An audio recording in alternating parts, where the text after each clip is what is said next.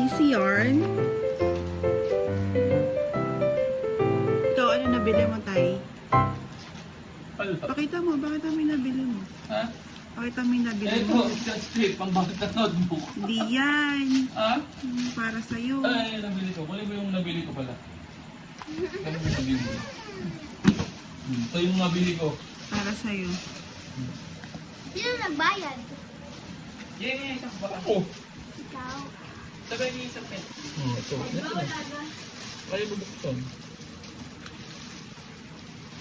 Ito yung nabili ko. Ayan. Pag nakakaedad ka, ganda na talaga yung hinahanap mo. Hindi yung mga babili. Hindi na ano. Hindi na gamit ang ginano, pabili ng ano, gamit na sa kusina na bibili Amin mo. na nga yung ano ko. Pink. Yung pen ko. At ito pa nabili ko, oh. Anong pink? Lagyan na ng mantika. Kaya tulad din ako ng ano. Ayun yung loob. Ha? Ayun yung loob. Ito na yung binili ko. Oo. Oo.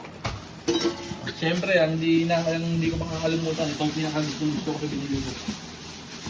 Ito, pinakagusto ko sa lahat. Hindi mong makita kung ano yung pinakagusto ko. Ito. Ano yun? Alam niyo siguro gamit nito. Kung para saan to. Eh? Wala nang kabasag-basag to. Walang kasira-sira to. Stainless na to, ha? Happy birthday! Parang cater. Happy Father's Day. Salamat! Gastos. Ano sabihin sa tatay? Thank you! Happy Father's Day.